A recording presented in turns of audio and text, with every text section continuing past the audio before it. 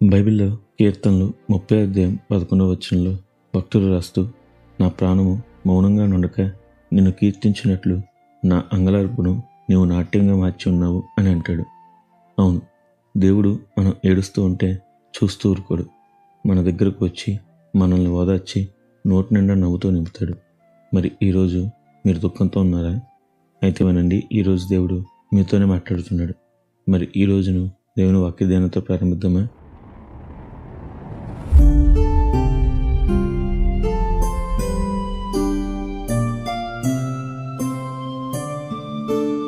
బైబిల్లో రూతు గ్రంథంలో కనిపించే నయోమి జీవిత వృత్తాంతం మనందరికీ తెలిసిందే.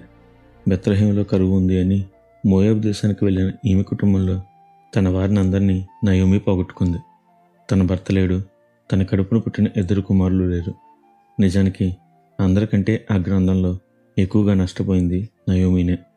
అందుకే మధురమైన ఆమె పేరును ఆమె మారా అని చేదుగా పిలవమని అందరినీ కోరింది. కానీ వినండి, దేవుడు మనం ఏడిస్తే చూస్తూ ఊరుకోడు.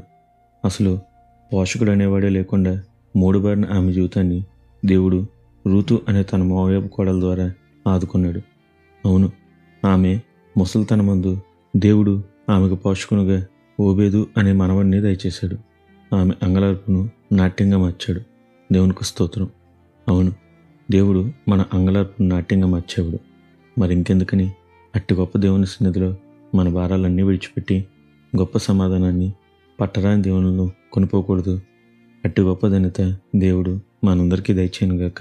నిత్యం ఘనత మహిమ ప్రభావములు యేసుక్రీస్తు నామమునకే కలుగునుగాక. ఆమేన్. హల్లెలూయా.